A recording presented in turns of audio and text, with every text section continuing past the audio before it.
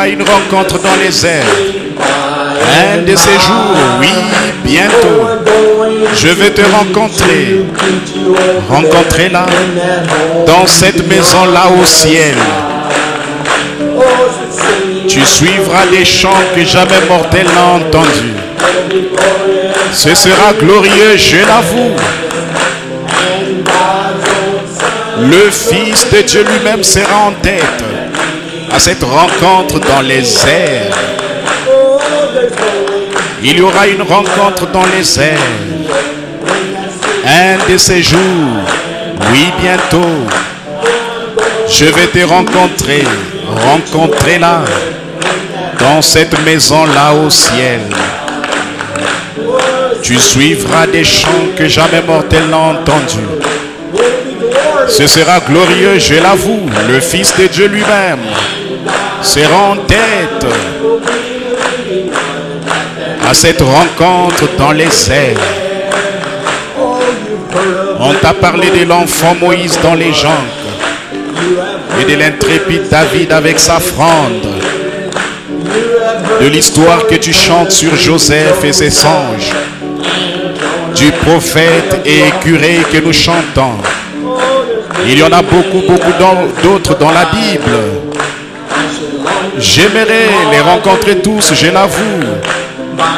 Bientôt, sûrement, le Seigneur nous les fera voir à cette rencontre dans les airs. Il y aura une rencontre dans les airs. Un de ces jours, oui, bientôt. Je vais te rencontrer là, dans cette maison-là au ciel. Tu suivras des chants que jamais mortel n'a entendus. Ce sera glorieux, je l'avoue. Le Fils de Dieu lui-même sera en tête à cette rencontre dans les airs.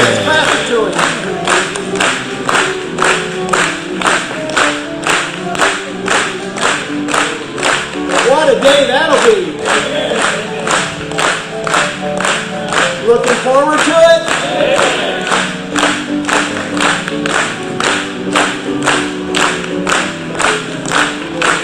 Oh, it'll be glorious. God's Son will be the leading one. Clap it to him one more time.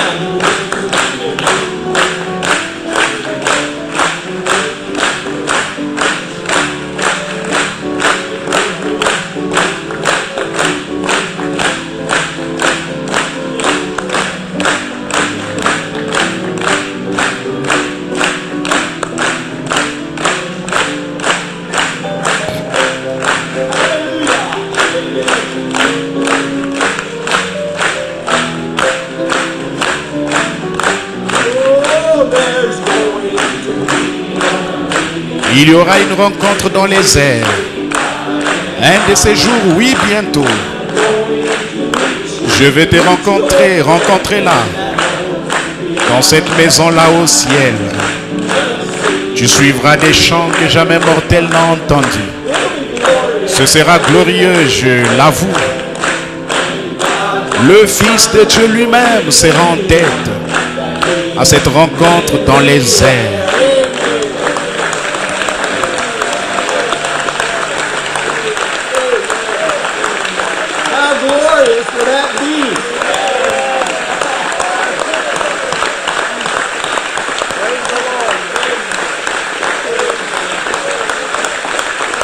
Are you happy to be the bride of Jesus Christ? Hallelujah.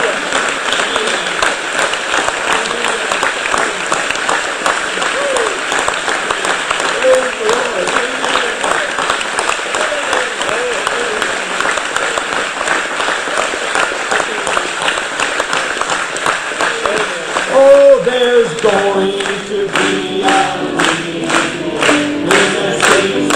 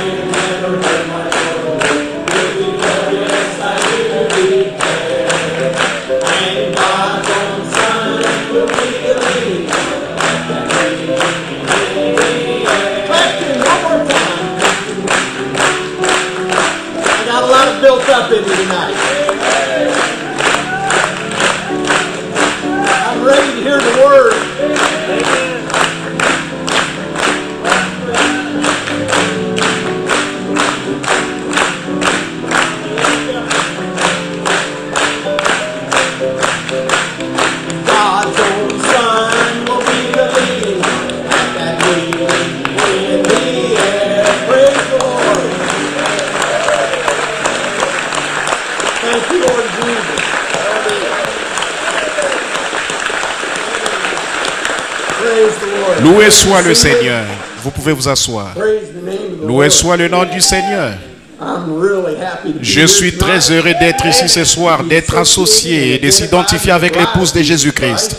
Êtes-vous dans l'expectative? Under anticipation. That was a little weak. C'était un peu faible. Êtes-vous dans l'expectative?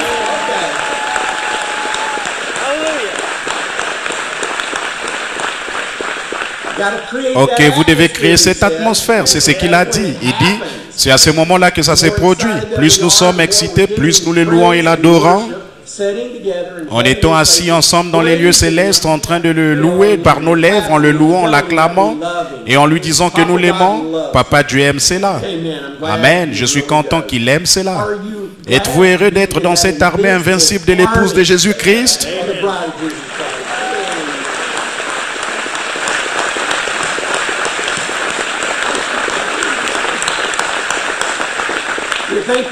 Nous le remercions pour la révélation. Amen. Loué soit le Seigneur. Il a dit, car nous savons qu'il n'y a pas trois dieux. Il y a un seul Dieu ayant trois fonctions. C'est cela la révélation de Jésus-Christ. Seule l'épouse le sait. Mais il a dit, mais sur cette pierre, je bâtirai mon église. Sur cette pierre-là. Était-ce une pierre qui traînait là? Est-ce qu'il s'agissait de Pierre? Il s'agissait de Jésus. C'était quoi? C'était quoi? La révélation.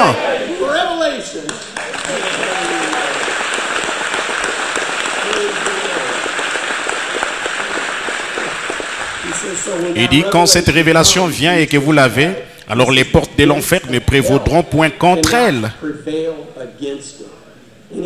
Il dit, quand vous avez cette révélation et que vous reconnaissez qui vous êtes, il dit, c'est à ce moment, sur cette révélation qu'il bâtit son église. Cette église qui vous êtes, sur la révélation de qui est Jésus-Christ.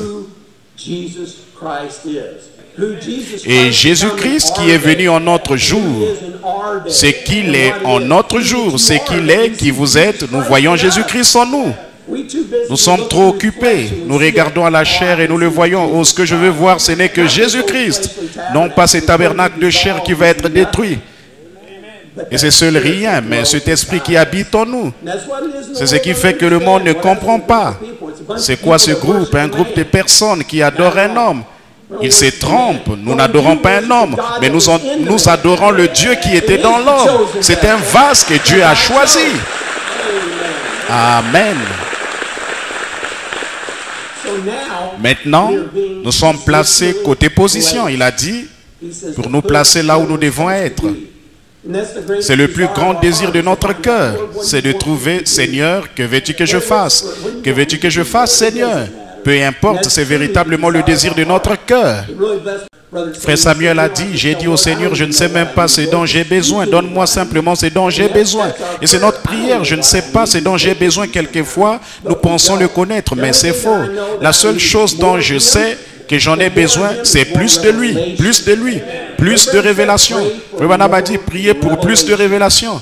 C'est cette révélation, quand ça vient, ça révèle qui nous sommes. Ça a été donné à vous seul. C'est ce qui est si merveilleux. Réalisez-vous cela, cette révélation vous a été donnée en ces jours et en ces temps. Ça n'a jamais été possible auparavant jusqu'à ces jours et en ces temps. Pour que vous reconnaissiez exactement qui vous êtes. Que faisons-nous avec la révélation? Nous aimons la révélation.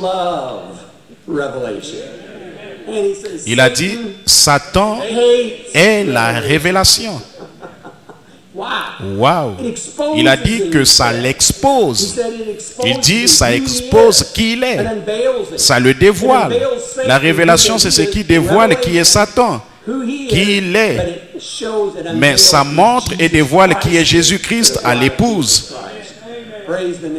Loué soit le nom du Seigneur. Ce qui est si important avec cette révélation est que nous prions pour plus de cela. Seigneur, afin que nous comprenions, c'est quelque chose que le monde entier, ils n'ont pas cette révélation. Ce n'est pas pour le monde. Il a dit que ça sera pour ce petit peuple élu, cette épouse prédestinée. Ce sera celle qui reconnaîtra et verra qui c'était en ces temps de la fin. Ça le révèle. Il descend et nous apporte sa parole. Alors qu'on écoutait le message l'autre soir, quel était l'écrivain qui a dit être ce livre d'Apocalypse, de l'Apocalypse? Jésus lui-même. Il a dit, Jésus lui-même l'a écrit. Il a dit à qui l'a-t-il donné? Est-ce l'Apocalypse de Jean? Il a dit qu'il était juste un scribe. Il a dit qu'il était juste un scribe. Quel homme! Mais il était un scribe.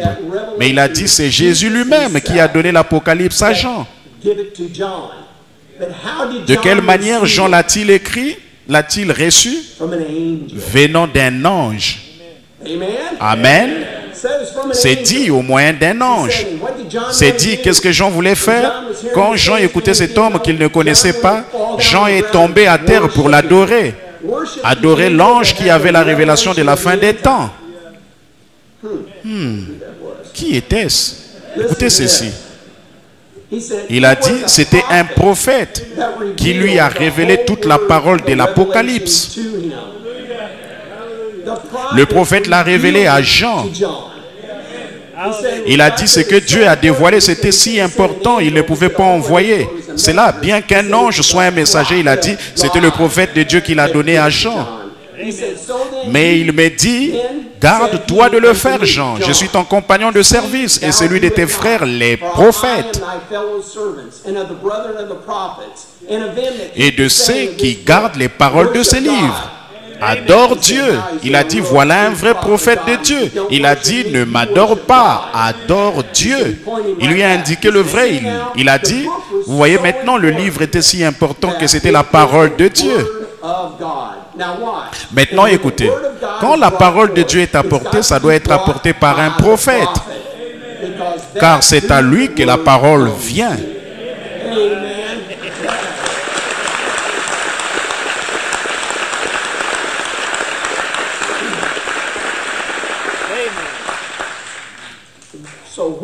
De quel prophète s'agissait-il? Quelque chose sur quoi réfléchir. La Bible ne dit pas qui c'était. Il n'y a qu'un prophète que je connais d'après la parole qui avait cette révélation. Et c'était le 7e ange messager de l'église qui nous l'a apporté en ces temps de la fin.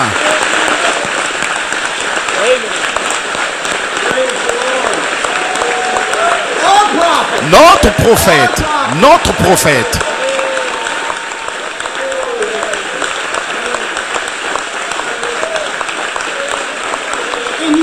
Et vous avez la révélation de cela.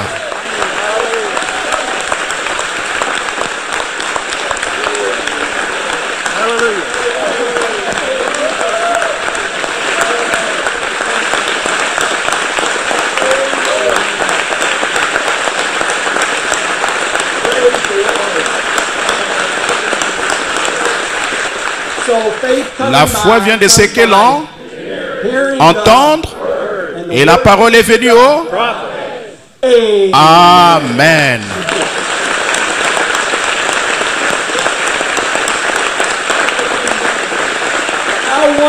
Combien merveilleuses sont les révélations qui sont apportées à l'épouse de Jésus-Christ. Elles seront révélées jamais au travers des âges, jusqu'à ce que ça soit révélé maintenant même en ces jours, en ces temps de la fin. Nous écoutons cela, nous le comprenons, beaucoup l'écoutent, mais peu ont cette révélation. Qui vous êtes? Ce que vous représentez, c'est là que le Père peut vous placer. Qui vous êtes? Quand vous reconnaissez que vous êtes un fils et une fille de Dieu. Ne laissez pas Satan vous bluffer avec cela. Ne regardez pas vous-même. Regardez au calvaire. Regardez à ce qu'il a fait. Regardez à votre révélation qui vous êtes. Alors il dit, ce que vous lierez sur la terre, je le lierai au ciel. Quand vous priez, croyez à votre prière. Croyez cela, ça va s'accomplir. Peu importe, Seigneur, tu m'as dit de le faire, je le crois. N'êtes-vous pas content pour cela? Je suis si heureux pour cela. Amen. Loué soit le nom du Seigneur. Il a dit, quand cette épouse reconnaît qui elle sent, j'ai reconnu qui je suis. Je suis l'épouse de Jésus-Christ. Quand vous reconnaissez qui vous êtes, je suis reconnaissant pour cela. Quand Satan me dit beaucoup de fois, tu ne l'es pas, C'est là sans cesse, car vous avez les mêmes combats que j'ai chaque fois. Je ne suis pas digne. Tout ce qu'il me dit, tout cela est vrai. Ce qui est plus important, c'est que je le suis. Il m'a choisi. Avant qu'il y ait un monde, il m'avait choisi. C'est donc mien, ça m'appartient. J'ai hérité cela. C'est le Père qui me l'a donné. Il a dit, Jésus ne me l'a jamais donné. Il a racheté, mais le Père me l'a donné. Dieu vous a donné votre héritage, des fils et des filles de Dieu. C'est pourquoi nous sommes assis ensemble dans les lieux célestes, l'adorant, le remerciant et l'adorant. Amen. Loué soit le nom du Seigneur. Nous allons maintenant prier. Loué soit le nom du Seigneur. J'aime parler de ce message. J'aime parler de la parole. J'aime parler. Ça m'encourage quand je suis tout autour de vous, de savoir que je suis un fils de Dieu. Je veux que le monde le sache. Je veux que Satan le sache. Je ne suis rien. Il est tout. Il est tout. Je ne peux pas m'en empêcher. Pourquoi m'a-t-il choisi parmi tous les habitants du monde? Pourquoi m'a-t-il choisi, Seigneur? Je vais le prendre. Je vais le prendre et je vais le garder. Ne laissez jamais cela vous échapper, cette révélation. Et en ces temps de la fin, nous devons croire que ce message a été apporté il y a de cela des années. Ça a été emmagasiné pour nous aujourd'hui. Maintenant même, le temps est proche. C'est maintenant. Et nous le sentons, nous le savons, nous savons que c'est proche. La venue du Seigneur est proche. Nous le croyons, nous le sentons. Ça peut arriver n'importe quand. Il a dit en un clin d'œil, il viendra. Puis tout sera terminé. Loué soit le Seigneur, je vais être présent ce jour-là. C'est ce que nous faisons ce soir. C'est de se rapprocher de lui et d'écouter davantage cette révélation. Il vous aime. C'est pourquoi il a fait ceci. Sa parole dit qu'il devait le faire. Tous les mystères devaient être révélés. Tous les mystères. Si vous attendez que quelque chose d'autre vienne, vous l'avez manqué. Car c'était révélé par ce prophète. Tous les mystères. Vous venez juste d'entendre que la parole vient au prophète. Le plus grand livre de la Bible, l'Apocalypse, a été révélé par ce prophète, Malachie 4, afin de vous le donner. Vous avez donc la révélation de ce que c'est. Tous ces mystères nous sont maintenant révélés. Alors nous connaissons. Loué soit ton Saint-Nom. Alors que nous avons la tête courbée, pensons simplement à lui, à sa grâce et à sa miséricorde et à son grand amour. Alors que nous avons la tête courbée, pensons simplement à lui, sa grâce et sa miséricorde. Et son cœur, il est plus que capable pour répondre à tous vos besoins. Si vous avez un besoin dans votre cœur, faites-le lui savoir. Dites, Seigneur, je vais lever ma main envers toi et tu sais ce qu'est mon besoin. Père, aimerais-tu l'accorder? Je le crois. Je me vois dans la parole, Seigneur. Ton prophète nous a dit, vous devez vous voir dans la parole. Je me vois là-dedans. Je suis ton enfant au moyen de la grâce. Merveilleuse grâce. Je n'ai rien fait pour mériter cela. Je ne suis pas digne, mais c'est ta grâce et ta miséricorde. Père, je crois selon ta parole, car ta parole ne peut pas faillir. Si je te le demande, tu me le donneras. Seigneur, je veux davantage de ton doux Saint-Esprit. Je veux davantage de la révélation de ta parole. Je veux être plus comme toi. Je vais agir comme toi. Je vais parler comme toi. Je vais être comme toi tout le temps, Seigneur. Je vais être conscient, Seigneur, que tu es toujours là à mes côtés. Quand je suis au boulot, quand je suis dans le magasin, peu importe où je suis, que tu es là à mes côtés, Seigneur. Je veux que ce grand tuteur, le Saint-Esprit, soit là pour te faire le rapport, Seigneur, que je suis comme toi. C'est le désir de notre cœur, Seigneur. Aimerais-tu l'accorder, Seigneur? Nous aimerions simplement t'inviter à être avec nous ce soir afin d'ouvrir notre cœur, notre entendement, notre âme pour écouter ta parole.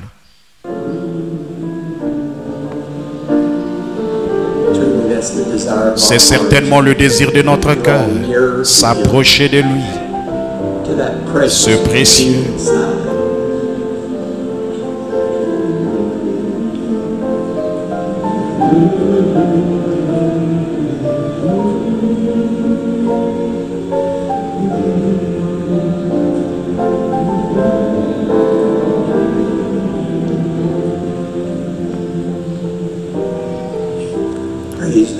soit le nom du Seigneur.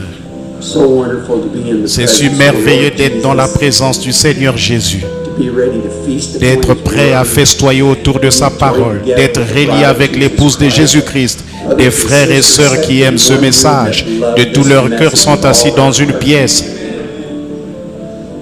I've just got to Je viens de recognize voir que we have nous a avons special invité, guest nous avons un with us. invité spécial. Look back and I J'ai see regardé our au fond, j'ai vu frère Campbell. Praise the Lord. Loué soit le nom du Seigneur.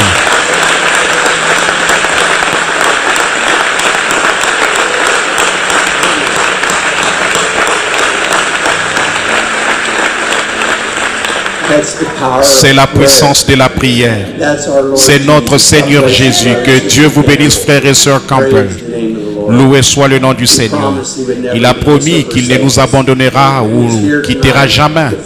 Il est ici ce soir. So let's just sing our national anthem. He promised He would never leave us or forsake us. And He's here Il est tonight ici ce soir pour to fill nous us remplir with that de cette wonderful word. merveilleuse parole. So let's just sing our Chantons notre national hymne anthem national as we alors que walk nous accueillerons le prophète de Dieu à la tonight. chair ce soir pour nous apporter la parole.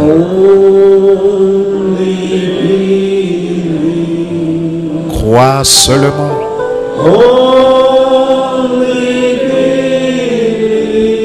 Crois seulement. And all things are possible. Tout est possible. Crois seulement.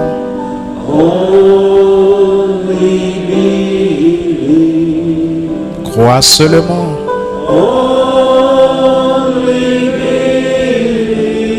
Crois seulement. And all things are possible. Tout est possible. Crois seulement. Praise the name of the Lord. Do you love Loué Him? soit le nom du Seigneur. Let's be L'aimez-vous? seated. Amen. Vous pouvez vous asseoir. My pleasure to once again. C'est une fois de plus un plaisir ce soir de faire monter sur cette chair le prophète messager de Dieu pour nous apporter la parole révélée qui a été écrite par Jésus, apportée par son prophète pour vous ce soir. Loué soit le nom du Seigneur. Voici notre prophète, frère Branham, que Dieu vous bénisse. Bonsoir mes amis, je suis très reconnaissant d'être de nouveau ici ce soir. Je suis parti d'ici il y a peu de temps. Je pense que je suis sorti vers 16 heures et il fallait que nous sommes allés voir d'autres amis et nous sommes revenus à 19h05 et il fallait que je redescende ici. Alors je dois en quelque sorte chercher un sujet, frère Neville. Mais maintenant il y a une requête, quelqu'un vient d'appeler de Chattanooga dans le Tennessee au sujet d'un bien-aimé qui a eu un accident il y a 3 semaines et qui est inconscient depuis lors. Il nous demande la prière ici à l'église et... Oui, frère, bien sûr que tu peux le faire. Viens donc, frère Neville.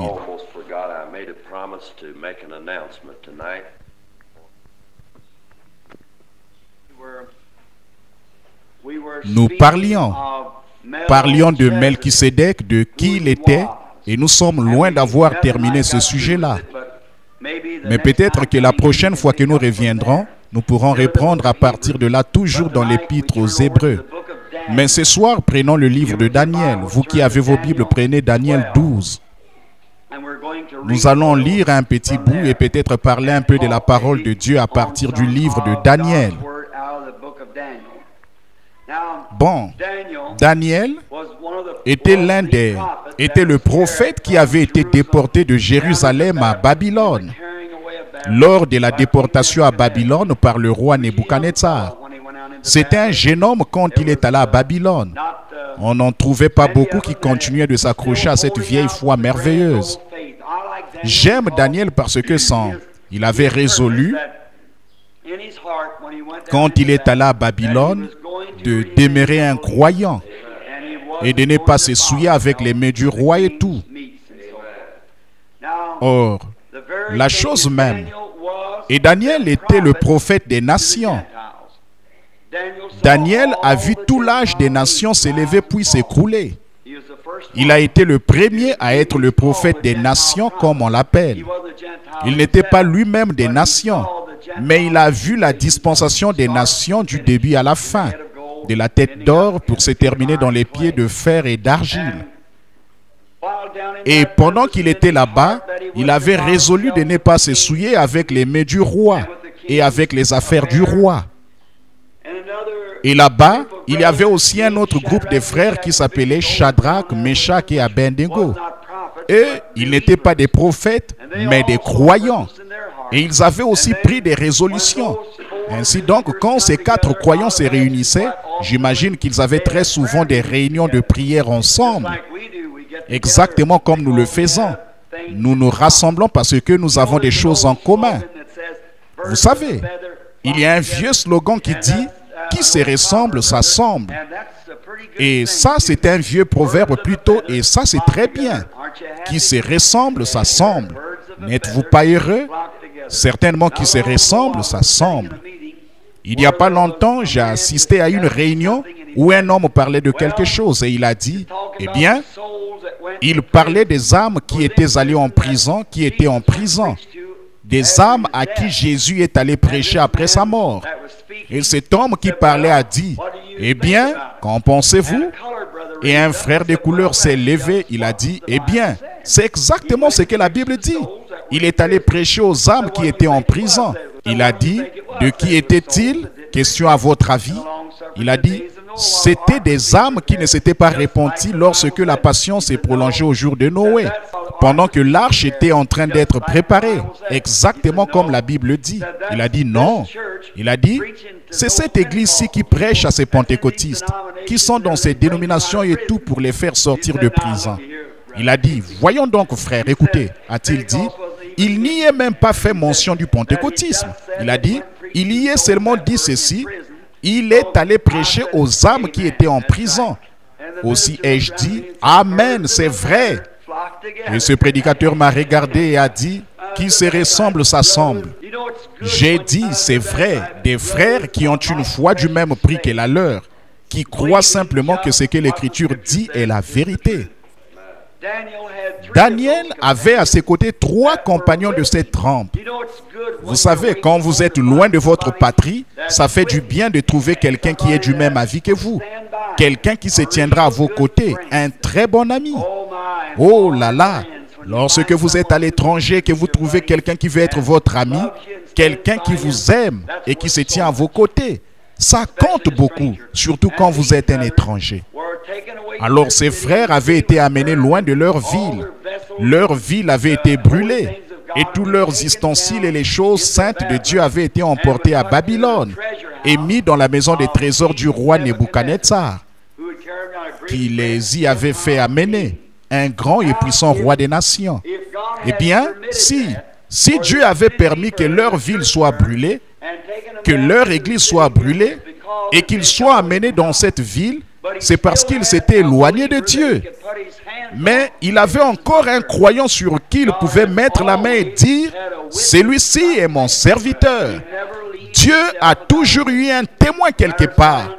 Dieu ne reste jamais son témoin. Peu importe si parfois il n'en reste qu'un seul, mais il a toujours eu quelqu'un sur qui il pouvait mettre la main et dire, celui-ci est mon serviteur. Il fera ce que je lui dis. Eh bien, nous aimons cela. Nous remarquons aussi que quand ces frères étaient là-bas, ils avaient été mis à l'épreuve.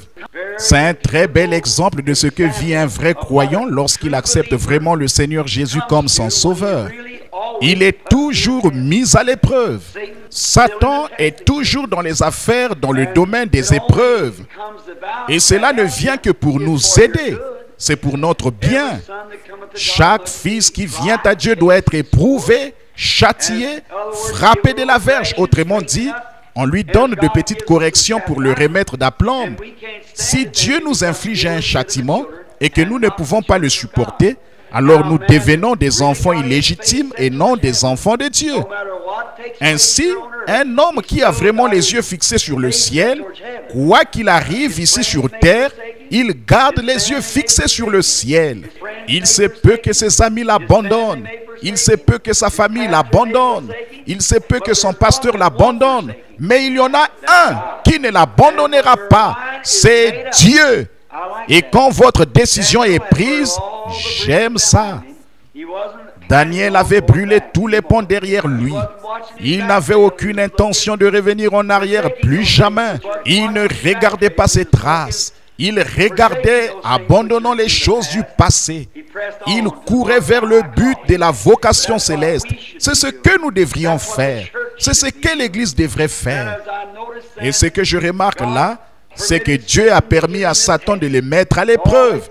Et oh, on les a testés par le feu. On les a aussi testés par la fosse au lion. Et dans chaque circonstance, Dieu les en a fait sortir plus que vainqueurs. De nombreuses épreuves atteignent le juste, mais Dieu le délivre de toutes. Comme c'est merveilleux. Combien nous sommes reconnaissants de cela.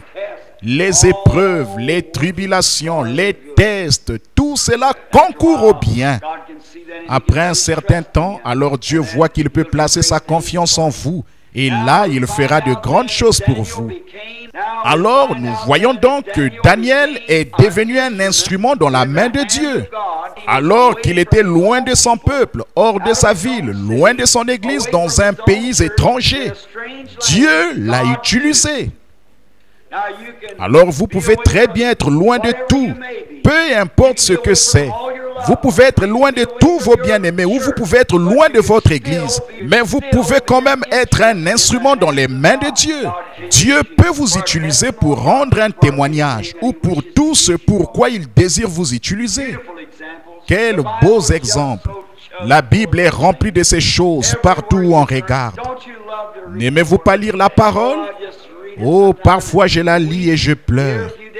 Il y a quelques jours, je lisais là dans la pièce et je n'ai pas pu m'empêcher de m'asseoir et de pleurer comme un bébé. Je me suis levé et j'ai fait le tour de ma chaise. J'ai posé ma main sur ma chaise, j'ai de nouveau regardé ma Bible, j'ai éclaté en sanglots. J'ai encore fait le tour de la chaise et je l'ai regardé de nouveau. Je me suis dit, oh Dieu, il y a là-dedans la vie éternelle pour tout homme ou toute femme qui ose y mettre sa confiance et y croire. La vie éternelle. Et il a dit, sondez les Écritures parce que vous pensez avoir en elles la vie éternelle. Ce sont elles qui rendent témoignage de moi. Sondez l'Écriture. La parole de Dieu est une lampe à nos pieds. Alors nous devons être guidés. Elle est la lumière qui longe le sentier qui nous mène de victoire en victoire. Or, pour que vous puissiez remporter une victoire, il faut d'abord qu'il y ait un combat. Et s'il n'y a pas de combat, il n'y a pas de victoire. Donc, nous devons être reconnaissants pour les combats et pour les épreuves. C'est Dieu qui nous donne l'occasion de remporter des victoires. Oh là là, n'est-ce pas que ça arrange un peu les choses là? Voyez, le combat est venu. Quelqu'un a dit du mal de vous. La maladie vous a atteint. Peut-être que Dieu vous a donné ces légères afflictions pour pouvoir vous guérir et vous exprimer son approbation. Vous montrer ce qu'il veut signifier par cela. Il vous aime. Il y a une vieille histoire de berger qu'on racontait là-bas dans la terre sainte à Jérusalem au sujet d'un berger qui portait une brebis. Quelqu'un lui a dit, pourquoi la portes-tu? Il a répondu, elle a une patte cassée. Il a dit, comment cela est-il arrivé? Est-elle tombée du haut d'une falaise? Il a répondu, non, je lui ai cassé la patte. Il a dit, voyons, tu es un berger cruel de casser la patte de cette brebis. Il a dit, non, je l'aime. Et il a dit, elle s'égarait tout le temps. Je n'arrivais pas à l'amener à m'écouter. Alors je lui ai cassé la patte pour pouvoir lui accorder plus d'attention afin qu'elle m'aime et me suive. Parfois, Dieu est obligé de nous laisser tomber un peu malades afin de nous accorder un peu plus d'attention, afin de nous asseoir sur ses genoux et nous bercer sur son sein. Lorsque le médecin dit qu'il n'y a plus rien à faire, alors il nous pose sur son sein et dit, tu vois, je t'aime, je veillerai à ce que tu te rétablisses. Voyez, oh, cela ne rend-il pas la vie un peu plus facile? Oh, il est si grand. C'est un merveilleux berger. Ne l'est-il pas? Ce n'est pas étonnant que David ait dit, l'Éternel est mon berger. Je ne manquerai de rien. Il nous dirige près des eaux paisibles et il restaure leur âme. Il fait déborder nos coupes et nous oint en face de l'adversaire. Avez-vous déjà été oint en face de votre adversaire? Simplement rendre témoignage jusqu'à ce que votre coupe déborde, vous savez. Comme c'est merveilleux d'être oint en face de son adversaire. Maintenant, remarquez. Alors Dieu a pris le roi Nebuchadnezzar et a fait de lui un outil dans sa main. Et quand le roi Nebuchadnezzar est mort, après avoir, l'herbe avait poussé. Ses cheveux étaient comme le lion ou comme les plumes des aigles. Et ses ongles étaient semblables aux griffes de l'aigle et tout. Et Dieu a dû lui faire savoir qu'il était le vrai roi. Après sa mort, son petit-fils Beltsatsar lui a succédé. Et lui, il était plus méchant que le roi Nebuchadnezzar. Et un soir là-bas, ils avaient une très grande fête. Ils avaient fait venir tous leurs magistrats et tous les officiers pour ces grandes réjouissances. Et pendant qu'ils se livraient à ces réjouissances et qu'ils étaient, ils sont allés là et ont pris les vases sacrés de Dieu, juste pour se moquer de Dieu et boire du vin en l'honneur de leur Dieu, porter un toast en servant des vases de l'Éternel. Or, il est permis à l'homme d'aller jusqu'à un certain point, mais il existe une ligne de démarcation entre la vie et la mort. Vous ne devez jamais la franchir. Voyez, vous pouvez continuer à faire vos petites folies pendant un certain temps, mais vous avez intérêt à savoir où se trouve cette ligne. Le Seigneur vous a-t-il déjà repris sur quoi que ce soit? Il le fait pour chacun de nous. Il tire sur les rênes et dit, c'en est assez maintenant. Là, vous avez intérêt à faire attention à ce que vous faites. À partir de ce moment-là, et vérifiez si vous n'êtes pas sur le point de franchir cette ligne. Et ce soir-là, quand Dieu a tiré sur les rênes à lui, il n'a pas voulu écouter. Il est allé de l'avant, a fait sortir les vases de l'Éternel, s'est mis à boire du vin et a porté un toast à son Dieu. Alors une main est descendue du ciel et a écrit sur la muraille, Mene, Mene, Tekel ou Farsil, ce qui signifie, tu as été pesé dans la balance et tu as été trouvé léger. Personne ne pouvait interpréter cela. C'était des langues inconnues. Et il y avait là un homme qui avait le don d'interprétation, Daniel. Il est donc venu, on a donné l'interprétation et a dit au roi ce qui allait arriver. Et là, Dieu a détruit cette nation, Babylone. Pendant que Daniel y vivait, il a eu de grandes visions et il a écrit à leur sujet. Pour cette grande consolation que nous avons aujourd'hui, puisqu'il a connu et a situé la fin du royaume des nations. Remarquez comme c'est parfait. Saisissez vraiment bien cela maintenant. Au moment de donner l'interprétation du songe du roi, il a d'abord vu une statue qui était debout dans le champ. Il était un homme spirituel. Il avait des songes, il avait des visions et il donnait l'interprétation des songes. Dieu était avec lui et tout le monde le savait. Et lorsqu'il a eu la vision, il a vu la tête d'or, la poitrine d'argent, là, les cuisses d'airain et les pieds de fer. Remarquez, chaque royaume était plus dur que le précédent. Le royaume du roi Nebuchadnezzar était la tête d'or. Il en a donné l'interprétation, il lui a dit exactement comment les royaumes allaient se succéder jusqu'à la fin.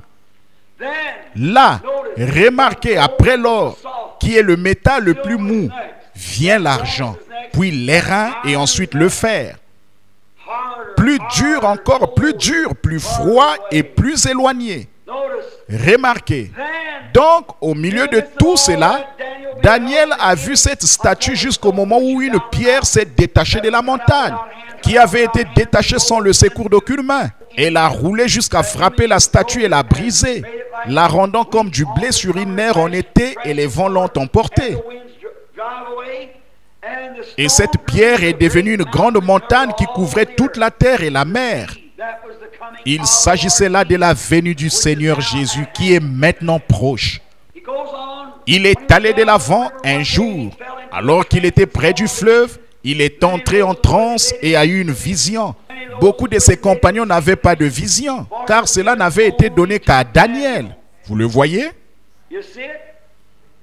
Quelqu'un peut se tenir tout près de vous et voir les choses que vous ne pouvez pas voir, qui vous sauveront la vie. C'est vrai. Quelqu'un a dit, je ne crois pas cela, je n'ai jamais rien vu. Parce qu'il ne vous a pas été donné de voir cela. Ceux qui étaient avec Paul, lorsque Paul a été projeté de son cheval et est tombé par terre, et qu'il s'est mis à se vautrer, pour ainsi dire, sur la terre, aucun d'eux n'a entendu la voix, ni vu la vision. C'est Paul qui l'a vu. Personne n'a vu l'étoile qui traversait le... Aucun observatoire ne l'a vu, sauf les mages. Il y a beaucoup de choses qui sont ainsi, que Dieu a destiné à certaines personnes à voir, et d'autres ne peuvent pas les voir. Oh, j'aime ça. Lorsque Dieu, dans son infinie sagesse, a prédestiné ou établi d'avance que certaines choses doivent arriver, elles pourraient très bien arriver à la personne qui est assise juste à côté de vous, et vous n'en sauriez rien. Regardez ce qui s'est passé à Dothan. Lorsqu'Élisée était là-bas, à Dothan, et qu'ils se sont tous retrouvés encerclés par les étrangers qui les avaient envahis, l'armée des Syriens qui cherchait Élisée, le prophète, étant donné qu'ils avaient remarqué que chaque fois que les Syriens venaient en Israël pour y faire la guerre, eh bien, les Israélites leur tendaient des embuscades. Alors le roi de Syrie les a appelés et a dit, « Hé, un instant là, qui est pour nous et qui est pour Israël ?» Il a dit, « Quelqu'un de mon groupe est un espion qui dit à Israël par quel chemin nous arriverons, car ils sont toujours là à nous attendre. » Et il y avait là un homme qui était un peu spirituel. Il a dit, « Non, mon père, c'est plutôt le prophète Élisée, car depuis sa chambre à coucher, il connaît le prochain pas que vous allez faire. » Amen. Oh, quand les puissances atomiques commenceront à secouer, je suis si heureux que la parole de Dieu nous ait dit où aller. Fuyez vers le rocher, Jésus-Christ. Chaque homme qui s'y trouve est en sécurité. Rien ne peut vous faire du mal. Aucune bombe atomique, aucune bombe au cobalt. Rien d'autre ne peut toucher celui que Dieu préserve. Il est à l'abri, en sécurité et ancré. Quelle merveilleuse espérance nous avons en Jésus-Christ. Remarquez, un homme l'accompagnait. C'était son serviteur. Un garçon spirituel qui marchait avec le prophète et lui versait de l'eau sur les mains. Il occupait un poste important. Mais quand il a vu l'armée des Syriens encerclée d'OTAN et la cerner de toutes parts, il a dit, « Mon père, regarde là-bas, comme ils sont nombreux. Eh bien, nous sommes encerclés. » Or ça, c'est le naturel quand tout semble aller de travers. On vous montre du doigt et on dit ceci, cela. Et le médecin vous dit qu'il vous est impossible de guérir et tout. Il est alors tout naturel que vous vous disiez, « Oh là là, c'est ma fin. » Mais Élisée a dit, « Ceux qui sont avec nous sont plus nombreux que ceux qui sont avec eux. » Eh bien, vous pouvez imaginer comment ce prophète ou ce Géasi s'est senti, le serviteur. Il a regardé et a dit, « Eh bien, je ne vois personne. » Il a dit, « Oh Dieu, ouvre les yeux de ce jeune homme. » Et dès que Dieu a fait quelque chose, voici c'est ça, saisissez cela. Quand Dieu a ouvert sa vue spirituelle, il y avait tout autour du prophète des chars de feu et des anges de feu. Eh bien, il a vu ces chars de feu étaient des milliers de fois plus nombreux que l'armée des Syriens. Les montagnes étaient en feu. Et il y avait là des anges de feu, des chevaux de feu, des chars de feu. Et la Bible dit, les anges de Dieu campent autour de ceux qui le craignent. C'est exactement la même chose ce soir. Je me demande ce qui arriverait si un homme ici ce soir avait la puissance nécessaire pour vous toucher les yeux et dire, regardez ceux qui sont debout autour de ce tabernacle ce soir. Vous seriez un membre de cette assemblée jusqu'à la fin de votre vie. Certainement, oui, messieurs. Parfois, vous ne pouvez pas voir cela avec vos yeux naturels. Mais vous pouvez en sentir l'impulsion. Sentir que quelque chose est tout près. Un sixième sens qui indique que quelque chose est tout près. Regardez-le ce matin. Il a ouvert les oreilles des sourds et a fait marcher ici les infirmes victimes de la polio, comme s'il n'y avait rien d'anormal chez eux. Qu'est-ce que c'est? C'est l'encens, ou je veux dire le sens, le sixième sens qui est conscient. L'esprit, que quelque chose est tout près. Ayez foi en Dieu. Eh bien, il n'a pas vu cela au départ. Mais Élisée n'a pas probablement vu cela. Par contre, il a demandé que les yeux du jeune homme puissent voir cela. Mais Élisée était conscient qu'ils étaient là. Amen. Une fois Thomas a dit que je mette mes mains dans son côté. Jésus a dit, maintenant tu vois et tu crois. Combien plus grande sera la récompense de ceux qui croient sans avoir jamais vu. Ça, c'est nous ce soir. Quiconque croira sans voir. Et remarquez, Élisée s'est ensuite dirigé vers le lieu où s'est passé cet événement. Et il leur a dit, tout d'abord la Bible dit que lorsqu'il est allé là-bas, il les a frappés d'aveuglement. Ils étaient aveugles et il est allé à leur rencontre. Chacun d'eux avait une vue parfaite pour autant que je sache. Mais l'Écriture dit, ils étaient aveugles. Il y a quelques soirs, un homme m'a dit, si vous êtes un homme de Dieu, frappez-moi d'aveuglement. J'ai dit, vous êtes déjà aveugle. Voyez, déjà aveugle. Remarquez, il s'est dirigé vers le lieu où s'est déroulé cet important événement, où s'est déroulée cette importante scène. Et il a dit, cherchez-vous Élisée? Ils ont répondu oui. Il a dit, venez, suivez-moi. Je vais vous conduire jusqu'à lui. C'est Élisée qui leur a dit cela. À quoi étaient-ils aveugles? Ils étaient aveugles au fait que c'était lui le prophète de Dieu. Ils étaient aveugles à cela. Et il les a de nouveau conduits directement dans une embuscade. Il a dit, venez, je vais vous amener à Élisée. Et c'était Élisée qui les y conduisait. Et quand ils ont levé les yeux et qu'ils ont vu qu'ils étaient cernés de partout, le roi a dit, frapperai-je mon père? Il a dit, frapperais-tu quelqu'un que tu fais prisonnier? Il a dit, donne-leur à manger et renvoie-les dans leur pays. C'est ainsi qu'on met un terme aux guerres, n'est-ce pas vrai?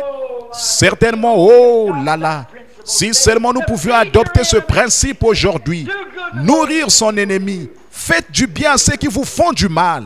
Amen. Donc là, l'aveuglement. Maintenant, Élisée, ou je veux dire, pas Élisée maintenant, mais Daniel. Daniel a vu d'avance, il était prophète. Il a vu la venue du Seigneur. Il a vu venir le temps de la fin. Il a vu le début des nations. Et si vous remarquez, l'ère des nations a débuté par l'adoration d'une idole. Ils adoraient une grande idole placée dans le champ. Une idole à l'image d'un homme. Je crois que c'était celle de Daniel lui-même. En effet, le roi Nebuchadnezzar l'avait surnommé Beltsatsar, qui était son Dieu. Et il s'était mis à adorer la statue d'un homme juste et saint. Et Daniel avait refusé de le faire, de même que les enfants hébreux, Shadrach, Meshach et Abednego. C'est de cette manière que cela a été inauguré et cela a été condamné. La tête d'or a été inaugurée par l'adoration d'une statue, l'adoration forcée. Et elle s'est achevée par une main surnaturelle qui a écrit dans une langue surnaturelle que seule une intelligence surnaturelle pouvait comprendre. Amen. C'est comme ça que le royaume des nations a été inauguré. Et il se terminera de la même manière, c'est vrai, par des œuvres surnaturelles, par une interprétation surnaturelle. Vous savez de quoi je parle? L'œuvre du surnaturel. Oh, comme c'est merveilleux. N'êtes-vous pas heureux ce soir de croire au surnaturel? Oui. Ainsi donc, après ces visions, il lui a montré exactement quelle serait la position des nations. Il lui a montré qu'il y avait encore tant d'années réservées aux Juifs. Il a dit, le Messie viendra. Il prophétisera au cours des 70 semaines, soit 3 ans et demi. Au milieu de cela, il sera retranché, ce qui représente 7 ans. 70 semaines ont été fixées sur son peuple. 7 ans de prophétie aux Juifs. Il a dit, le Messie, le prince, viendra et prophétisera au milieu de cette semaine, des 7 jours. Il sera retranché. C'est l'abomination qui cause la désolation qui se dressera à sa place. ils fouleront aux pieds les murailles de Jérusalem, ces gens des nations, pendant un temps, des temps, et la moitié d'un temps. Et là, quand le Messie est venu, Jésus, il a prêché exactement 3 ans et demi. Et il a été retranché pour servir de sacrifice. Le devoir perpétuel a été supprimé. Et la désolation, l'abomination qui cause la désolation, la mosquée musulmane d'Omar se trouve aujourd'hui à l'emplacement du Saint-Temple. La mosquée d'Omar se trouve exactement là où se trouvait le temple. Et il a dit ceci: ils fouleront aux pieds les murailles de Jérusalem. Là, Jérusalem sera foulée aux pieds jusqu'à ce que la dispensation des nations soit terminée. Mais à la fin de l'ère des nations, il restera encore 3 ans et demi aux Juifs. Maintenant, remarquez l'une des choses les plus frappantes de l'histoire prophétique. Je ne prétends pas connaître la prophétie de la Bible, mais ceci, c'est comme lire un journal, c'est plus clair. Et ce que nous lisons ici, nous savons que c'est la vérité. Remarquez, 2000, oui, ça fait 2500 ans que les Juifs ont été dispersés dans toutes les nations qu'il y a sous le ciel. De même que Dieu avait endurci le cœur de Pharaon afin de les ramener, il a endurci le cœur de Hitler, le cœur de Mussolini, et ainsi de suite, si bien qu'il les a poussés à rentrer en Palestine. Une fois de retour, ils sont redevenus une nation. Et le 6 mai 1947, le drapeau juif a flotté sur Israël pour la première fois depuis 2500 ans. Le drapeau le plus ancien du monde a flotté pour la première fois depuis 2500 ans. Et il a dit que dans les derniers jours, il élèverait une bannière sur Jérusalem pour montrer que le temps est proche. Et remarquez ici, il n'y a pas longtemps, j'ai visionné une bobine prophétique de cet endroit. Ils sont en train de ramener les Juifs par milliers par avion. Vous avez vu cela dans le journal et tout. Le magazine Look et le magazine Life ont publié cela. Des milliers de Juifs reviennent. Et on leur a demandé, on a dit, pourquoi revenez-vous? Des vieillards infirmes, leurs jeunes les portaient sur leur dos. On a demandé, revenez-vous dans votre patrie pour y mourir? Ils ont dit non, nous revenons pour voir le Messie. Jésus a dit, quand vous verrez le figuier bourgeonner et tous les autres arbres bourgeonner, sachez que le temps est proche ou que le printemps est proche, l'été. Alors quand vous verrez ces choses arriver, levez la tête parce que votre délivrance approche. Ce soir, alors que ce monde est rongé par le communisme. Oh, je parlais à un homme dernièrement au sujet de, à mon avis, l'un des meilleurs experts que je connaisse. Lorsqu'il a parlé de cette nation et du communisme, ça vous ferait trembler de peur. C'est vrai, à quel point tout est rangé. Il n'y a plus rien de solide. Difficilement même dans notre propre pays. Il n'y a qu'une chose solide que je connaisse qui tiendra. C'est Jésus-Christ le rocher. Nous recevons un royaume inébranlable. Et en ce jour où tout le reste est en train de s'effondrer, nous avons un fondement solide. Le Seigneur Jésus-Christ. Entrez-y, mes amis. C'est un abri à l'heure de la tempête. Comme c'est merveilleux. Il a vu toutes ces choses arriver. Nous voyons maintenant les Juifs. La Bible dit de Jérusalem qu'elle fleurirait comme une rose. Oh, combien ils ont irrigué ce pays. Et ils ont aussi, le prophète avait prophétisé et dit, en ce jour-là que l'eau viendra du septentrion. Il n'y en avait pas d'eau là-bas à ce moment-là. Il n'y avait pas de source là-bas à ce moment-là.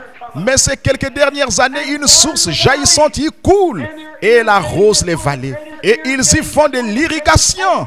C'est l'une des grandes régions agricoles du monde, compte tenu de sa taille. Et il y a tous ces grands éléments chimiques qui se trouvent là dans la mer morte, enfouis là au fond de cette mer. Il y a tant d'éléments chimiques que toutes les richesses du monde ne suffiraient pas pour les acheter. Les éléments chimiques, l'uranium et tout le reste qui se trouve là au fond de la mer morte appartiennent maintenant à Israël. Le figuier bourgeonne. Non seulement cela, mais les autres arbres bourgeonnent aussi. Les communistes bourgeonnent. L'Antichrist bourgeonne. Et l'Église de Dieu est en train de bourgeonner. Elle s'épanouit de nouveau dans sa puissance.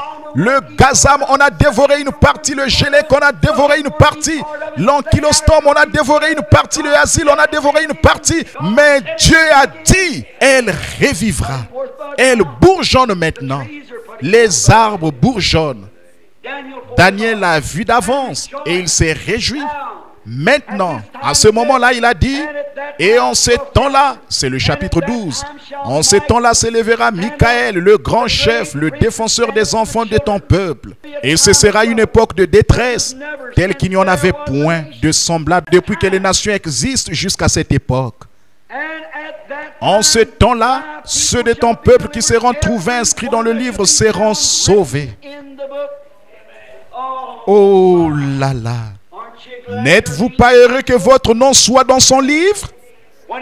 Lorsque Daniel ici l'a vu, il est venu vers l'ancien des jours, dont les cheveux étaient blancs comme de la laine, et il a ouvert les livres, et ils ont été jugés chaque homme selon les livres. C'est le jugement du grand trône blanc. Or, il a été donné à Daniel l'assurance, la fin de la dispensation des nations. Lisez-le. Quand vous rentrerez chez vous, lisez le chapitre 11 demain. Vous verrez alors que le roi de Septentrion se mettra en marche, ce qui n'est rien d'autre que la Russie, qui se mettra en marche pour fondre sur lui comme une tempête. Et le grand combat d'Armageddon aura lieu là, près des portes de Jérusalem. Remarquez, oh j'aime ça. En ces temps-là, ceux de ton peuple qui ont été trouvés inscrits dans le livre seront sauvés. Le livre de l'agneau. Michael, le grand chef, s'élèvera. Pourquoi? Pour ton peuple. Très bien. Plusieurs de ceux qui dorment dans la poussière de la terre se réveilleront. Quand ces temps-ci arriveront. Les uns pour la vie éternelle et les autres pour l'approbation, pour la honte éternelle. Aussi sûr qu'il y a une vie éternelle, il y a un départ éternel. Tout dépend de la façon dont vous traitez Jésus-Christ dans votre vie. Si vous l'aimez, que vous êtes né de nouveau et que vous avez son esprit, vous avez la vie éternelle. Sinon, vous n'avez pas la vie éternelle. Si votre nom est écrit dans le livre de vie de l'agneau, vous avez la vie immortelle. S'il n'y est pas écrit, vous ne serez pas reconnu. Qu'est-ce que c'est? Toutes ces prophéties sont accomplies. Tout jusqu'à ces jours-ci. La tête d'or a disparu, comme Daniel a dit, le royaume de Babylone. Ceux qui lui succéderont, a-t-il dit, seront les Mèdes et les Perses. Et ils ont succédé au royaume de Babylone. Et ils sont tombés au profit de qui? Des Grecs, d'Alexandre le Grand. Et ils sont tombés au profit de qui? Des Romains. Et les Romains se sont fractionnés et ont envahi le monde entier, la Rome orientale et la Rome occidentale, les deux jambes. Et il a dit que le fer et l'argile se trouvaient sur les orteils, les 10 orteils, les 10 royaumes. Et il a dit qu'ils ne se mélangeraient pas et qu'ils se marieraient entre eux, le romanisme et le protestantisme. En ces jours-là, quand cette chose-ci aura cours, la pierre s'est alors détachée de la montagne, sans le secours d'aucune main. Puis elle a roulé et a mis la chose en pièces. Et elle a pris la place de la statue. Alors, mes frères, nous avons des ennuis ce soir. Des guerres, des bruits de guerre, des tremblements de terre en divers lieux. Une époque où on ne sait que faire, de l'angoisse chez les nations. Je reviens d'outre-mer. Et je n'ai pas vu une seule nation qui ne tremble pas dans ses souliers. Ils ne savent pas ce qui arrivera dans la suite des temps. Mais ne sommes-nous pas reconnaissants ce soir de savoir ce qui arrivera dans la suite des temps? Le Seigneur Jésus-Christ viendra une seconde fois en gloire et en majesté. Et tout homme ou toute femme qui sera trouvé inscrit dans le livre de vie de l'agneau ressuscitera avec ses bien-aimés pour aller à la rencontre du Seigneur dans les airs. Oh, comme c'est merveilleux! C'est pour cette raison que nous disons, notre espoir n'est fondé sur rien d'autre que sur le sang de Jésus et sur sa justice. Quand tout ce qui environne mon âme s'effondre, il est toute notre espérance et notre soutien. En ces temps-là s'élèvera Michael, le grand chef, Michael était Christ, bien sûr. C'est lui qui avait mené les guerres au ciel entre les êtres angéliques et le diable. Satan et Michael ont combattu ensemble, ou se sont battus l'un contre l'autre plutôt. Ainsi donc, en ces temps-là, a-t-il dit, tous ceux qui seront trouvés inscrits dans le livre seront sauvés. Et ceux qui auront pratiqué la justice, regardez bien ceci, ceux qui auront été intelligents brilleront comme la splendeur du ciel. Et ceux qui auront enseigné la justice vers la multitude brilleront comme les étoiles à toujours. Parfois je regarde ça et je réfléchis, mes frères. Je sors le matin, j'aime me lever tôt. N'aimez-vous pas vous lever tôt? Je me souviens de la fois où les frères et moi étions dans les montagnes. Nous nous levions très tôt le matin vers 4 heures. Nous regardions et l'étoile du matin était suspendue là. Il fait très sombre juste avant l'aube. Nous voyons les ténèbres s'accumuler en ce moment. Qu'est-ce que c'est? C'est la lumière qui fait pression sur les ténèbres. L'un doit céder la place à l'autre. Tous les animaux rampants qui se sont promenés ici et là pendant la nuit, dès que le soleil se lève, ils se cachent quand la lumière brille. La nuit et l'obscurité, la nuit et la lumière ne peuvent pas coexister dans le même bâtiment. C'est soit l'obscurité, soit la lumière. Et la lumière est bien plus puissante que les ténèbres. De même, Christ est bien plus puissant que tous les ennemis du monde. Eh bien, les hommes de science nous enseignent que quand la lumière commence à paraître, elle comprime les ténèbres. Et les ténèbres rassemblent toutes leurs troupes pour combattre la lumière. Mais la lumière prévaut et brille. Et la Bible dit que dans les derniers jours, Satan rôderait comme un lion rugissant. Aujourd'hui, il est en train de rassembler tous ses ennemis, tous ses amis, qui sont nos ennemis. Il est en train de les rassembler. Il les regroupe sous un grand chef, la marque de la bête, dans les milieux ecclésiastiques, la confédération des églises. Ils s'unissent tous et forment une grande organisation, exactement comme le catholicisme. Et les empires du monde sont en train de s'unir et de former une grande chefferie là-bas, dans le domaine politique qu'on appelle le communisme. Et la lumière de Dieu continue de faire pression. Qu'est-ce qui se passe en même temps pour que cela se fasse? L'église chrétienne, l'église du Dieu vivant est en train d'être ointe. Elle est en train de recevoir la puissance. Elle est en train de recevoir le Saint-Esprit. L'année dernière, dans les milieux du plein évangile, il y a eu 1 500 000 conversions. Le plus grand mouvement qui ait balayé le pays depuis des années et des années. Nous ne sommes plus dans des ruelles. Nous sommes sur le boulevard Alléluia. Nous ne sommes plus dans des hangars. 1 500 000 conversions dans les rangs du plein évangile.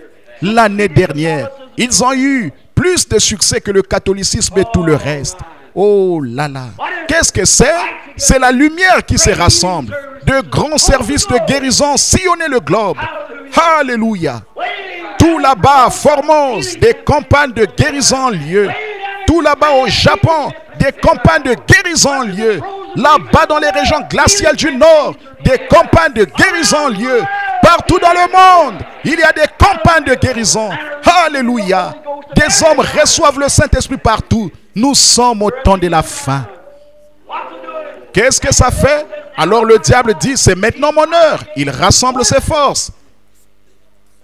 La confédération des églises essaie d'arrêter cela. Ils disent, ce n'est rien d'autre qu'un tas de caisses de résonance. Ça ne vaut rien, tout ça. C'est du fanatisme, l'œuvre du surnaturel. Ça n'existe pas. Et au même moment, le chef de l'Américain, de l'association médicale, écrit un article dans le journal, dans lequel il dit, nul n'a le droit d'entrer dans une chambre de malade pour assister quelqu'un s'il ne croit pas au Dieu puissant et qu'il ne l'accepte pas comme son assistant. Le magazine Le Héros Chrétien a interviewé des médecins le mois dernier et a publié des articles que je ne pourrais pas écrire moi-même si j'essayais de m'en vanter. Qu'est-ce que c'est? En dépit de tout, Dieu fera en sorte que ses ennemis rendent témoignage de sa gloire. Oui, messieurs. Le médecin a dit, tout ce que nous faisons se limite à prodiguer des soins, mais c'est Dieu qui guérit. J'ai dit, c'est seulement maintenant que ces grands hommes découvrent ce que nous les nigauds savions depuis toujours. C'est vrai. Un de ces glorieux jours, vous verrez que cette quantité de puissance qui transforme les prostituées en dames et les ivrognes en gentlemen et en chrétiens, c'est la puissance même qui les enlèvera de cette terre et les amènera à la maison dans l'enlèvement vers la gloire. Il se peut qu'il soit trop tard. Il se peut qu'il soit trop tard pour beaucoup de gens. Mais en ces jours-là, Michael s'élèvera pour le peuple. Il ne s'élèvera pas pour les nations, il s'élèvera pour le peuple. Plusieurs de ceux qui dorment dans la poussière de la terre, certains se réveilleront pour l'opprobre, pour la honte éternelle. Mais ceux qui auront la sagesse et qui auront enseigné la justice à la multitude brilleront comme les étoiles, à toujours et à perpétuité. Alléluia! Une tente ou une maison, que m'importe. On construit un beau palais pour moi là-bas. Venez m'y rendre visite un de ces jours. Qu'est-ce? Il m'est arrivé de sortir et d'observer cette glorieuse étoile du matin. Alors qu'elle commença à se déplacer là-haut, qu'annonce l'étoile du matin?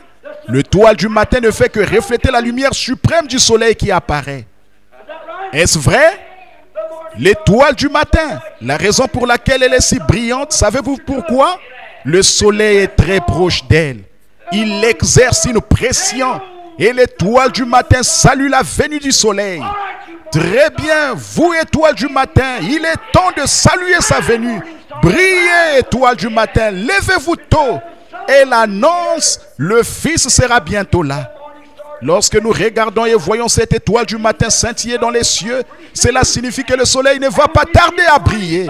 Et lorsque nous voyons les étoiles du matin de Dieu s'élever et briller à la gloire de la résurrection de Jésus-Christ, cela montre que cette personne suprême est en train d'exercer une pression. Les lumières se rassemblent, mais l'étoile du matin crie, « Tenez bon, le jour va bientôt s'élever. Tenez bon, le jour va bientôt s'élever. » Continuez simplement à tenir bon, comme sœur Murphy et les autres avaient l'habitude de le chanter. Continuez simplement à tenir bon, le jour va bientôt s'élever. Tenez bon, les étoiles du matin brilleront en ce moment vers le monde, pour éclairer le monde juste avant la grande obscurité et le grand coup de tonnerre du ciel, la venue du Seigneur. Maintenant écoutez attentivement, là il a dit, j'ai regardé l'étoile du matin et je me suis dit, ô étoile du matin, j'ai baissé le regard un jour alors que nous étions là-haut, frère Wood et moi. Il venait tout juste d'allumer le feu. Et nous allions prendre le petit déjeuner. Je me suis retourné, j'ai regardé l'étoile du matin. J'ai marché au milieu des buissons de cèdre alors que les vents murmuraient à travers les pins. Je me suis tenu là. Je me sentais bien. Je respirais ce bon air frais du matin. Et c'était un peu glacial, très glacial.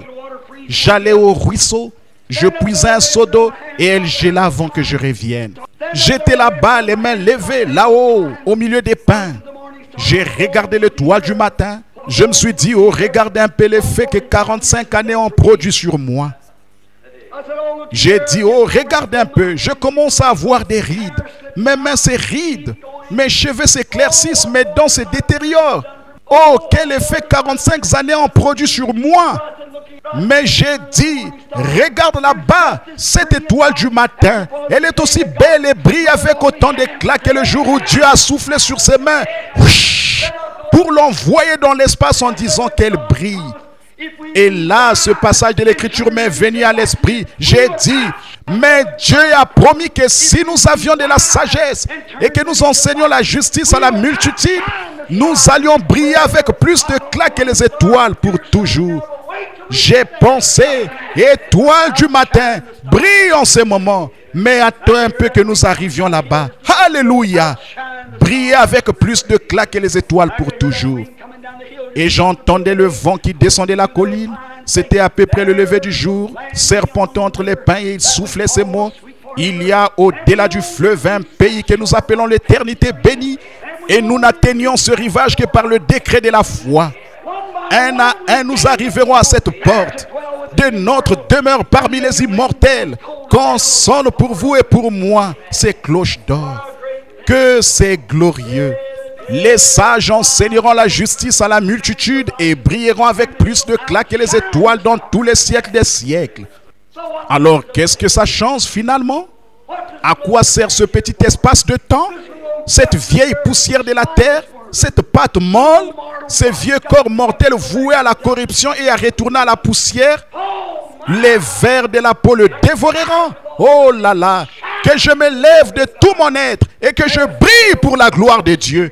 Rejetons tout fardeau pour que le Saint-Esprit puisse transmettre sa puissance et sa gloire par la prédication de l'Évangile et par la guérison des malades, afin de confirmer ainsi que Jésus-Christ est ressuscité des morts. Oh là là, à toujours et à perpétuité.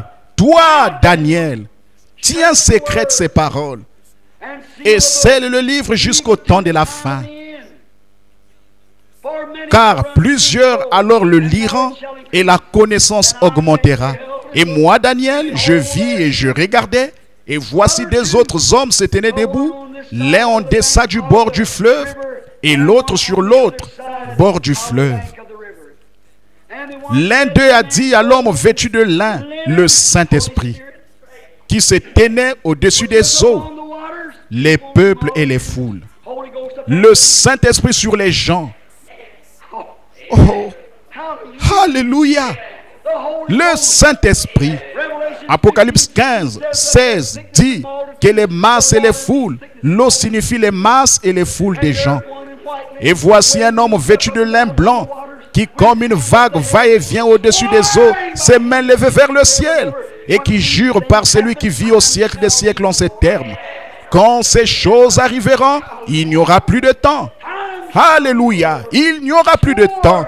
Il a juré que quand nous verrons les nations se disloquer et ce genre de choses se produire, le mystère de Dieu sera déjà accompli. Le mystère de Dieu, qu'est-ce que c'est? Dieu en vous, l'espérance de la gloire, dans la splendeur du baptême du Saint-Esprit. Alors il a dit, lorsque ces choses arriveront, il n'y aura plus de temps. Ceux qui connaîtront leur Dieu, a dit Daniel, dans les derniers jours, plusieurs courants ça et là, et la connaissance augmentera. Mais ceux qui connaîtront leur Dieu accompliront des exploits dans les derniers jours. Ils accompliront des exploits. Oh, les exploits de la foi paraissent partout dans le monde ce soir encore et encore. Dans toutes les nations de grandes campagnes, les aveugles voient, les sourds entendent, les boiteux marchent, des gens de tout milieu entrent, ils reçoivent le Saint-Esprit, non seulement les pauvres et les indigents, mais les millionnaires et tout.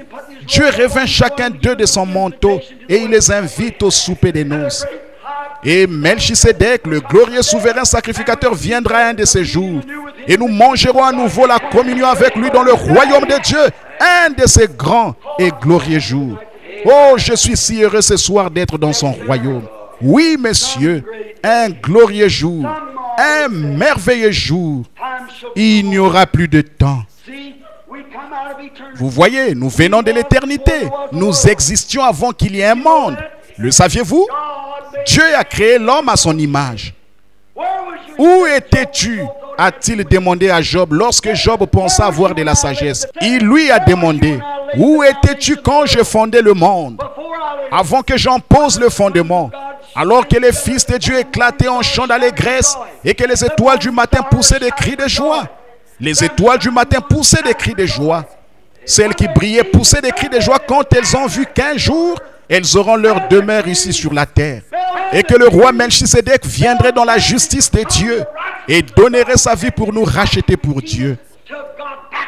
Nous serons alors rétablis et nous brillerons avec plus d'éclat que les étoiles à toujours et à perpétuité. Où étais-tu quand je fondais le monde? Dis où en sont les attaches. Dis-moi quelles en sont les bases. Il a dit, Saint-toi, je veux te parler comme on parle à un homme. Et Job est tombé face contre terre comme un homme mort. Il ne pouvait pas supporter ça. Dieu était là. Voilà, c'est ça. Où étais-tu quand je fondais le monde? Ce glorieux évangile a été prophétisé par les prophètes de l'Ancien Testament. Il a été transmis tout au long des âges. Il est ici ce soir. Dieu confirme cela. Cet évangile a balayé le monde. Les gens ont essayé de l'arrêter. Mais essayez donc d'éteindre un feu par un jour de grand vent. Alors il y a du bois sec tout autour. Voyons, vous n'y arriverez pas. Plus vous combattrez cela, plus vous lui apporterez du vent. Plus vous lui apporterez du vent, plus il brûlera, c'est tout. Nous avions l'habitude de faire un petit feu là-bas dans les montagnes. Quand j'essayais d'allumer le feu tôt le matin, j'allais là et je mettais des morceaux de bois sur cela et ça se mettait à faire de la fumée. Je savais que tant qu'il y avait un peu de fumée, c'est qu'il y avait du feu quelque part. La seule chose que j'avais à faire, c'était de me servir de mon chapeau pour l'attiser et le feu finissait par prendre. C'est ce dont l'Église a besoin aujourd'hui, d'être de nouveau attisé par un puissant vent impétueux, comme celui qui est descendu le jour de la Pentecôte, de sorte que cela la ramène de nouveau dans la foi, pour qu'elle reçoive le Seigneur Jésus-Christ lors de sa venue dans la gloire. Regardez les signes, les prodiges, les choses mystérieuses qui se produisent. Des tremblements de terre en divers lieux, des rats de marée qui déferlent sur le rivage, exactement comme Jésus a dit qu'il en serait. Le cœur des hommes qui défaille, la peur. La peur. Oh, qui sera celui qui lancera la première bombe au cobalt? Que va-t-il se passer? En quelques heures, le monde entier sera anéanti. Voyons, nous serions dans la présence de Dieu avant même qu'elle ne tombe de l'avion. C'est vrai. Que va-t-il se passer?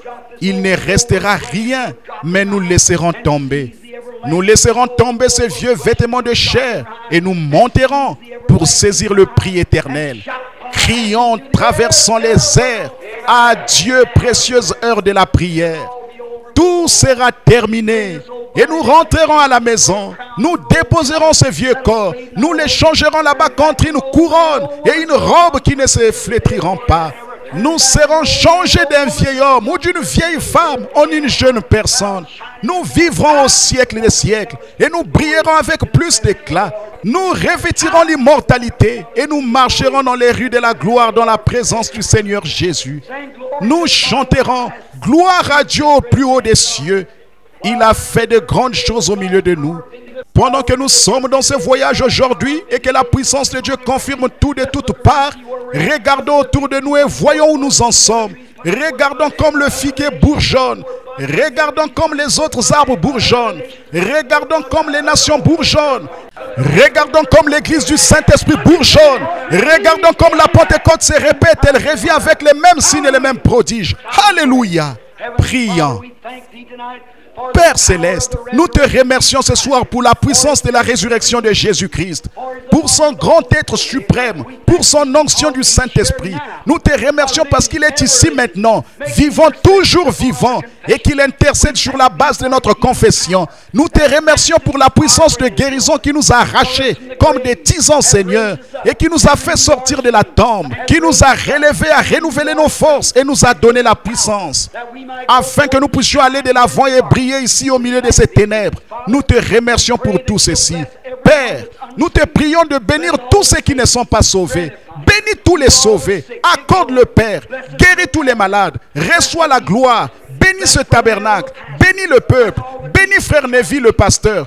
Bénis tous les diacres, les administrateurs. Accorde le Seigneur. Pose sur eux tes mains qui guérissent. Et si le diable vient et crée de petits différends, rétablis cela au plus vite, Seigneur, avec le baume de Galade. Accorde le Seigneur. Verse sur eux l'huile d'onction. Rends-les humbles de cœur et doux dans l'âme. Puissent-ils marcher dans les traces de pas du Seigneur Jésus? Si des choses physiques leur arrivent et qu'ils tombent malades, puisse l'ange de Dieu se tenir tout prêt pour appliquer le sang de Jésus. Accorde-les. Guéris toutes les maladies. Aide-moi, Seigneur, alors que je m'avance là-bas dans les champs de mission et que je vois ces grands besoins, comme le besoin est grand aujourd'hui. Des millions de gens sont morts. 144 000 païens sont morts aujourd'hui sans connaître Christ. Aide-moi, Dieu bien-aimé. Bénis-nous tous ensemble. Et un de ces jours, fais-nous quitter cette terre pour aller là-haut, Seigneur, afin que nous asseyions avec toi sur ton trône là-haut dans les cieux célestes, en Jésus-Christ. Accorde-le. D'ici là, puissions-nous posséder la santé et la force, car c'est au nom de Jésus que nous le demandons. Amen. Oh, I want to see him. I want to look upon his face. Oh, je désire le voir. Je veux le voir face à face. Of his saving grace. Et chanter pour toujours sa divine grâce. Dans les rues pavées d'or, élever ma voix. Mes soucis sont finis. Je suis à l'abri. As I travel through this land En voyageant ici-bas, je vais en chantant, montrant aux âmes le flot sanglant du calvaire. Des flèches perçant mon âme, venant de partout, mais Jésus me conduit et j'ai tout en lui. Oh, je désire le voir face à face et chanter pour toujours sa divine grâce. Dans les rues pavées d'or, élever ma voix, mes soucis sont finis, je suis à l'abri. Maintenant, écoutez juste un instant. Combien y a-t-il de méthodistes ici? Levez la main, les méthodistes. Combien y a-t-il de baptistes ici? Levez la main. Combien y a-t-il de presbytériens ici? Levez la main. Combien de nazaréens? Levez la main. Combien de pentecôtistes? Levez la main. Combien de luthériens? Levez la main. Eh bien, nous sommes tous ici.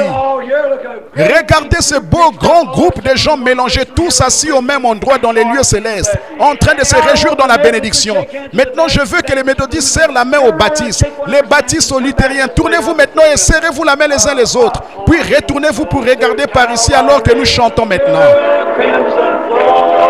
Maintenant aux âmes, le flot sanglant du calvaire.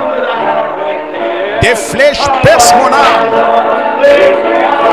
venant de partout, mais Jésus me conduit et j'ai tout en lui.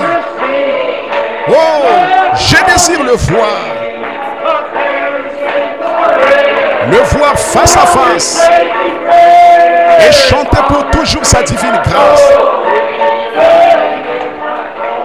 Dans les rues pavées d'or, élever ma voix, mes soucis sont finis, je suis à l'abri. Cela ne vous fait-il pas du bien?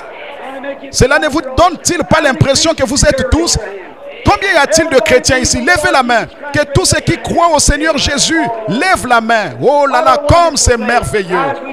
Maintenant, alors que nous nous séparons et que chacun de nous rentre chez lui, allons-y dans une atmosphère de prière. Chantons à présent notre bon vieux cantique que nous avons l'habitude de chanter en nous séparant. Combien le connaissent? Réveille-toi du nom de Jésus. Tous ensemble maintenant, chantons. Réveille-toi du nom de Jésus, ô toi enfant de tristesse. Il va te procurer la joie. Prends-le partout où tu vas. Précieux nom, nom si doux, espoir de la terre, joie du ciel. Oui, précieux nom, nom si doux.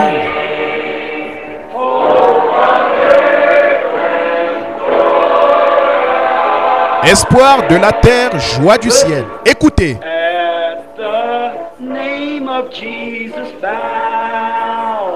Nous nous courberons devant lui. Nous prosternerons à ses pieds. Pour le couronner roi des rois.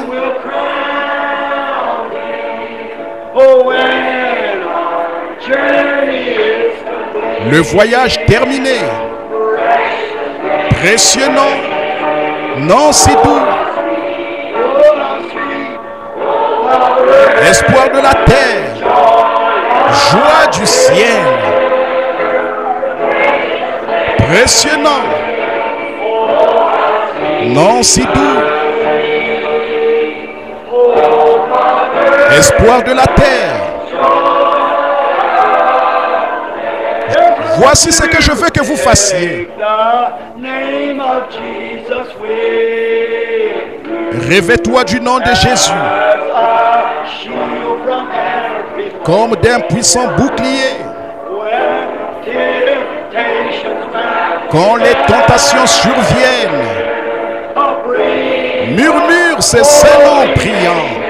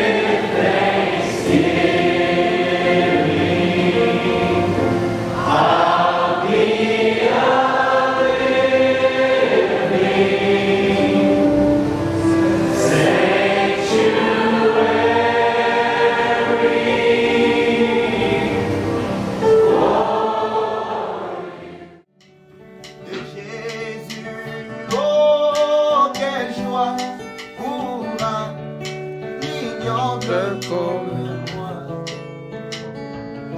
d'avoir toujours un tel ami pour me conduire au ciel. Oh, ami de Jésus, ami de Jésus, oh, ami du Sauveur, communion divine, oh, communion des anges, oh, quelle bénie douce communion, Jésus est bien mon ami, oh, Jésus est bien mon ami, ami de Jésus, ami du Sauveur, communion, la communion des anges, oh, quelle bénie douce communion, Jésus est bien mon ami, quand d'autres amitiés cessent ou me déçoivent, ami qui me donne joie et paix, ami quand vient l'été. Oh, moi j'ai un ami, ami de Jésus, oh, ami de Jésus, communion divine, ah, communion céleste, oh, quelle bénie douce communion, Jésus est vraiment un ami dans la maladie et quand approche la mort, ami quand je passe la vallée et mort, ami de Jésus, ami de Jésus, oh, ami du Sauveur, communion divine, communion céleste, oh, quelle bénie douce communion, Jésus est bien mon ami, oh, Jésus est bien mon ami, ami de Jésus, ami de Jésus, communion divine, communion céleste, oh, quelle bénie douce communion,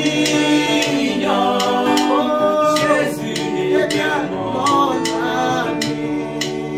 Ah, mon cœur angoissé sous les ailes de Dieu, aimé dans la fosse où mes péchés m'avaient plongé. De l'amour profond, j'ai crié au Seigneur qui tendrement m'a mené.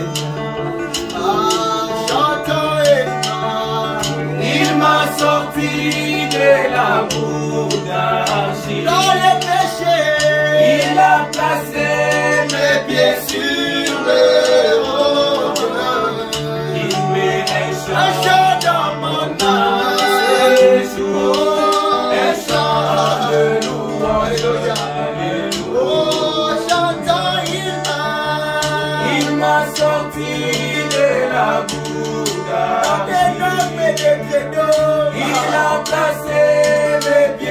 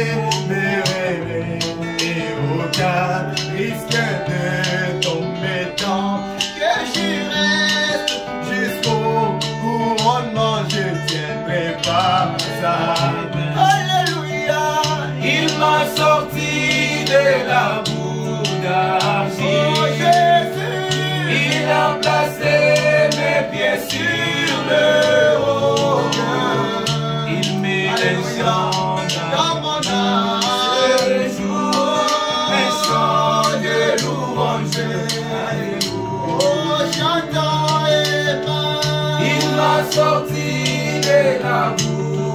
J'étais dans le péché. Il a placé mes pieds sur le roc solide. Il met un chant dans ces jours, un chant de louange. Alléluia. Ah, il m'a donné un nouveau chant de louange. Quand j'ai chanté les douces notes du séjour, au cœur débordant, je suis libre, je loue mon Rédempteur qui m'a secouru. Alléluia. Il m'a sauvé de la boue d'argile. Il a placé mes pieds sur le roc. Il met un chant dans mon âme ces jours, un chant de louange. Alléluia. L'amour de Dieu est de loin si grand que l'homme occupe. Alléluia. Le peuple dit, il va plus que la plus haute étoile. Il atteint les plus grands coupable, sous son fardeau, Dieu donne à son fils. Il réconcilie son fils errant, lui pardonnant son péché. Ah ouais, voilà l'amour, oh l'amour de Dieu, combien riche, il est sans misère et fort, il endurera sans cesser toujours les chants des saints et des anges. Quand le temporel va disparaître et que les trônes terrestres tombent, même si les hommes refusent de prier et d'invoquer sur l'amour de Dieu. Alléluia. Il est sans mesure et grâce divine pour la race d'Adam, les chants des saints. Oh l'amour de Jésus, combien riche, il est sans mesure. Il endurera sans cesser toujours les chants des saints et des anges. Si les océans étaient pleins d'encre et les feux de parchemin, si chaque tige était une plume et tout homme était